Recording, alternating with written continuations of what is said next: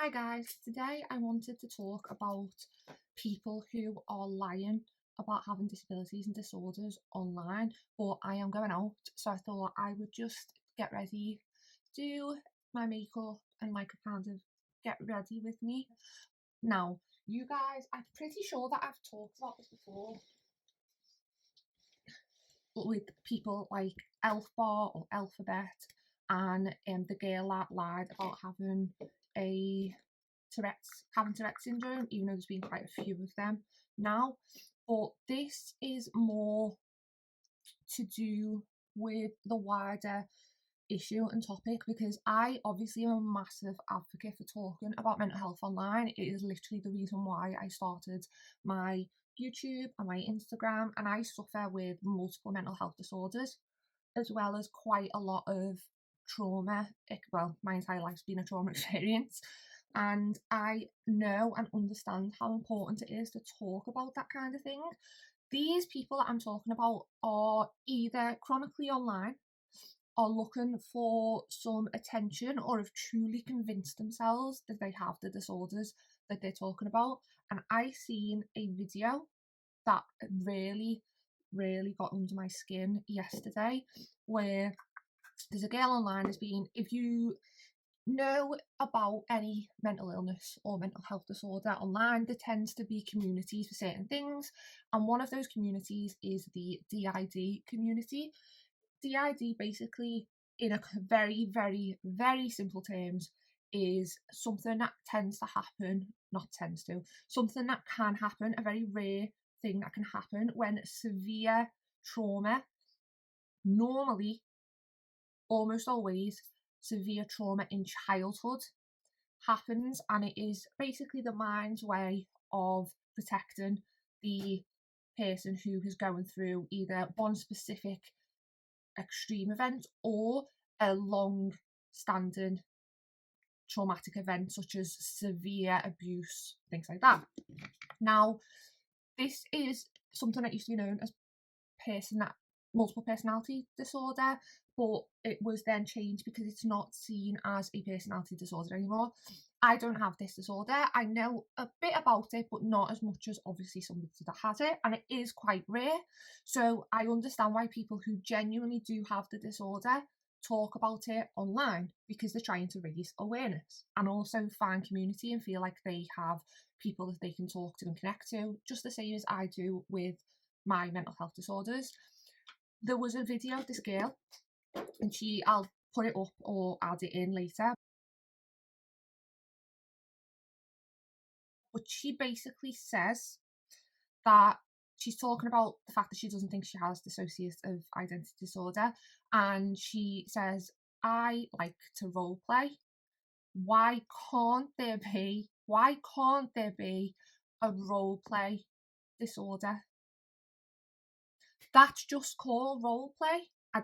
Honestly, I was baffled, and she's trying to say, I'm not trying to say I've got DID. I'm just saying I think I have this. There seems to be a massive increase online of people who want to have mental illnesses and disorders as if it is some sort of flex or something that makes you a bit more interested. I am telling you now that all my life, I probably have to redo this contour actually because I'm just not. All of my life, all I ever wanted, I don't know what I've just done there. I'm gonna have to fix that in a minute. All my life, all I ever wanted was to be normal. And when I say normal, I don't mean like, oh, I just want to be plain Jane. I just mean I didn't want to have to deal with, first of all, the mountain of trauma that I dealt with, but also mental health disorders. They're not fun. Even when I talk about them online, a lot of it is not fantasized, but a lot of it is simplified for people to understand. It's not meant to be simplified for people to copy or get jealous of. It's simplified because, first of all, if it's short form content, then obviously it has to be short, and second of all, it's just meant to be snippets of information that is people are able to take it in and can build compassion, understanding, whilst also making the people that also suffer feel connected. But for some reason, there are people out there online now, they are watching these simplified videos, say top 5 symptoms that you might have ADHD, insert other mental health disorder here, and they will see that, oh, I've got, oh, shaking, sorry. Oh, I've got 2 of them symptoms, maybe I've got ADHD, and then they won't go and get tested.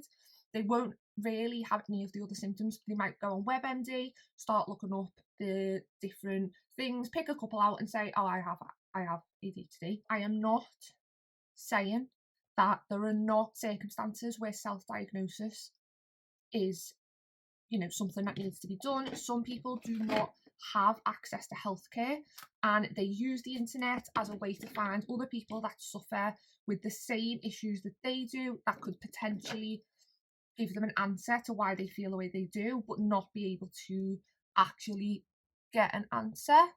However, in terms of self-diagnosing, it is still a self-diagnosis. It's not an official diagnosis, and in the circumstances where it is simply because they haven't got access, I think that is used in a way that is helpful, and it can make them feel less alone and have an understanding, but it's still not 100% accurate, obviously, because it is a self-diagnosis, but it is necessary.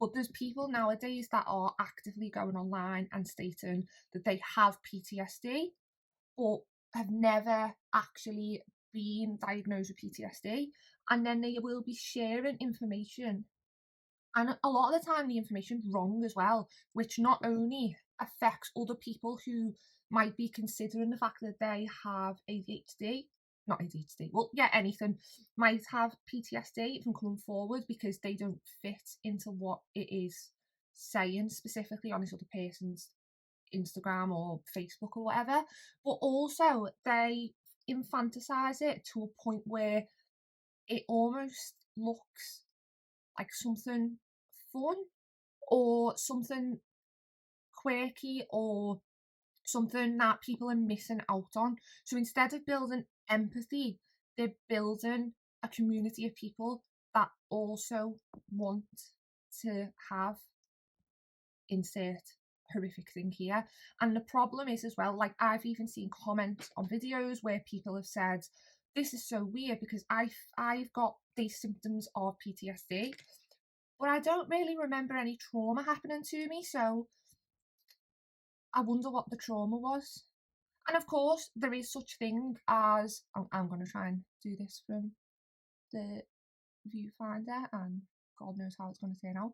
Yeah, of course, there is such thing as suppressed memories, but if we remember, I think it was in the 80s, we had the issue of all those therapists, especially in America, because obviously it's paid for therapy, who were convincing people that they had been essayed by people because they were putting them under like hypnosis, and then they were getting these fake suppressed memories, and it wasn't the person's fault who was being coaxed into it. They truly then did believe that they had been. So don't start looking for memories if there's no sign of memories. Trust me, if you could forget about these memories, we would.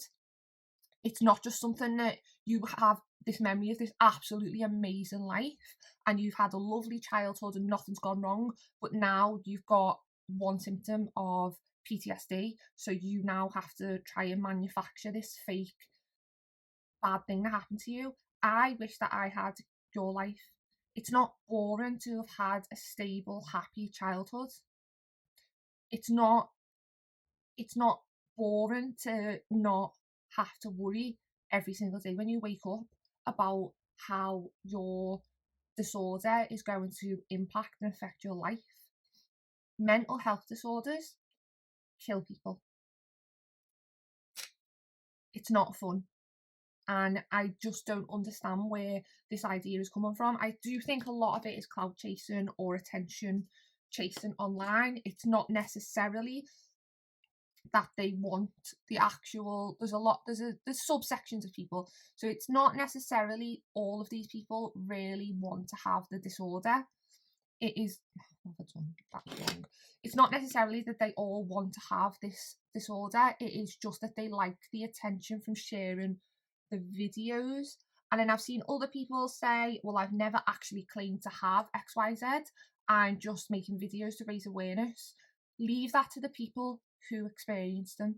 Leave that to the people that are actually going through it, because we have had enough we've had long enough with people like doctors, physicians who have never really experienced the disorder trying to dictate to us how it affects us. We don't need new people online coming up with their own takes on how a mental health disorder affects someone if it doesn't impact them. And it's having a major impact on how people look at mental health. We, instead of moving forward and having people having a bigger understanding and gaining empathy and information, like, yes, that is happening. There are disorders that are more understood because we can talk about them, but it's now seeming to have an opposite effect, where if you tell someone that you have OCD like I do, PTSD like I do, depression like I do, multiple other disorders and illnesses, they will automatically have this kind of, oh yeah, of course, everyone's depressed, everyone's got a bit of OCD, everybody's a bit ADHD.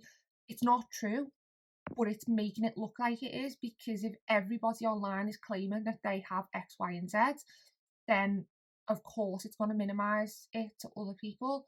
And then there's people out there that don't have these illnesses going, why are so many people coming out saying that they've got this and that? We all have mental health. I say this all the time. Whether it's bad or good, we all have mental health. That doesn't mean we all have mental health disorders. And I do think some of these people have fully convinced themselves that they have these disorders, and a lot of the time will then try to convince the medical professionals around them by claiming that they have symptoms that they've read online. And then that leads me on to this other issue, especially in the UK, but I know everywhere right now, the health service, especially the mental health service, is overrun. A lot of that is, imagine, COVID and how that's impacted people's health, how it impacted waiting lists, how it's impacted how people feel. Then, a lot of people that might not have suffered with anxiety or depression may have had bouts of it because of the massive thing that happened. But all of the waiting lists for all of these disorders are very high, and they are getting bigger and bigger and bigger because of these people who decided that they have an illness based off a couple of things that they've seen online. And don't get me wrong, I tell people all of the time, if you are struggling with symptoms, if you are struggling with something and you believe that something's wrong, speak to a professional. But I mean that when it genuinely is affecting their life. If you've never had any illness or symptom impact your life day to day, and you only realise that you are doing something or have a particular symptom based off a video that you watched online, then that's not the same thing as trying to figure out what is wrong with you.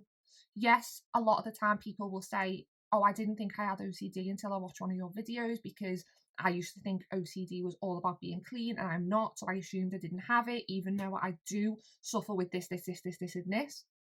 That is completely different than saying, oh, I didn't think about the fact that I am always late to things until I watched someone's video, and now I must have ADHD, so I'm going to go and get an assessment. It's not the same. And I do think that we are living in a world of so much information at our fingertips, and also the desire for attention and to be noticed and to be seen, and we are allowing that to completely take over all logic. And it is scaring me, because as someone who has suffered with mental illness my entire life, and who has wanted nothing more than to raise true awareness, understanding and empathy in people that do and don't suffer with mental illness, I think it is scary to think that we're at a point where we are going to be going backwards before we even fully made it forwards, if that makes sense. And I do feel sorry for kids growing up, because it must be a very strange feeling to think that you need to be mentally ill to fit in. But I promise you, as much as, yes, most teenagers deal with severe emotions and there is a lot of situational depression and anxiety, especially around exams and, you know, life events and relationships when you're young and your emotions are high, that will happen, but it doesn't mean that you have a mental illness or a disorder. It might just mean that you need a little bit of extra help in that moment. It's like I say all the time, depression can be situational, but it can also be chronic. You might be born. My nan had depression and unfortunately she lost her life to that depression. My mother suffered with clinical depression and my nan on the other side suffered with bipolar. They were things that started from a very young age that they lived with and dealt with for their entire lives. My nan still with bipolar and myself with clinical depression. Other things have happened because of life events that might have a lasting impact. But then there's been times where I've had a bout of depression or my depression is increased based off a life event such as losing a loved one. Whereas someone else could be completely healthy for 30 years and then they lose a loved one. They go through a bout of depression, they might need some medication, they might just need someone to talk to or some support, and then they get better and then they may never get depressed again. So I'm not trying to say to those people who are dealing with things right now, there's nothing wrong with you. I'm just saying, think. If you've never had any signs of Tourette syndrome, yes, it can be a later onset, but if your onset happened after watching a video online, think, is this just in my head? Do I just want to feel connected to someone? If you are thinking that you might have ADHD or you might have OCD, think about how does it impact your life? Have you noticed it's negatively impacted your life? Have you only just noticed these symptoms because you've watched it on a video? Because we are heading towards a situation, unfortunately, where nobody's going to be believed who genuinely need the support and the help. Mental health disorders are far more complicated, and I do think that doctors will tend to know sometimes, because if you just go in and read the symptoms word for word off WebMD, they're gonna know, because most mental health disorders impact people very differently from person to person. And yes, some of the symptoms may be similar, but they're not all going to be similar, and even the symptoms that are will impact and affect the person differently. So there will come a point where, you know, a doctor might be thinking, yeah, maybe this person is just going through a bit of a hard time at the minute and is connected to something. But it's the other people, the people that were already finding it difficult to accept mental health and understand mental health, rightly or wrongly. I think wrongly, but struggle to understand it and already struggled with compassion. And now it's almost given them an excuse or a reason to completely invalidate everybody's mental health because of these people.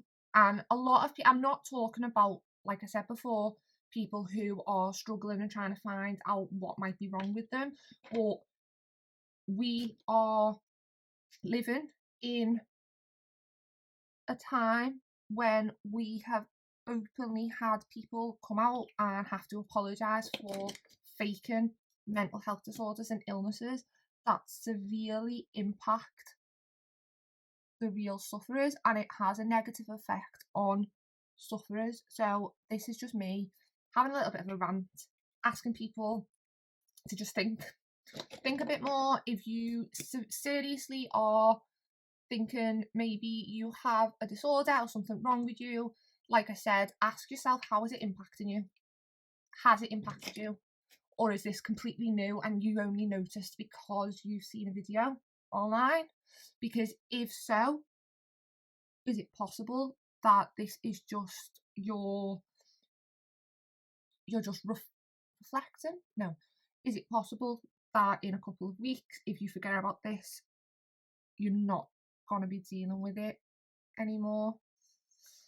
Yeah, I don't know. I just wanted to make this video because I have just been getting a bit annoyed, and I hate to say that because I love people talking and sharing online, but the hate and the negative comments I've seen that have increased based off the fact that people are getting fed up and tired. And it is wrong, and people should be able to talk about what they want to talk about online as long as they're not hurting anybody or spreading incorrect information. If every other reel or YouTube video or TikTok is somebody telling you that they have XYZ disorder, then I can understand to a point where people come from when they get fed up or annoyed with it. They shouldn't. But also, when I know that the person is faking or lying or has come out multiple times and admitted that they have made it up, have fake symptoms, when I know firsthand from my own experiences and also from other people who genuinely suffer how difficult and almost unbearable some days are, for you to then come along and fake it just for the happy, joyous bits of getting attention and likes and love online is upsetting, it's hurtful, it's disheartening, and people really need to start thinking about what it is that they are trying to do. Because if you're claiming that you're trying to help the mental health community whilst also simultaneously sharing wrong information, lying about your experiences, and stealing that moment of being able to talk and open up about it from someone who genuinely does suffer, it's not helping anybody, it's actually hurting the community. So that's what I wanted to talk about. I'm not quite done, but I feel like my voice is like going really dry. So yeah, that's what I wanted to talk about today. Please let me know down below your feelings and thoughts on this. Have you seen any of these type of videos? Do you think that I'm wrong? Because if you do, please, by all means, I'm really up for a discussion, but I just don't want any toxic, hateful comments down below because they will just be deleted. Let me know if you've got any other subjects you'd like me to talk about, but that is everything for now. So wherever that you are, I hope you have a lovely morning, day or night, and I'll see you again next time. Bye.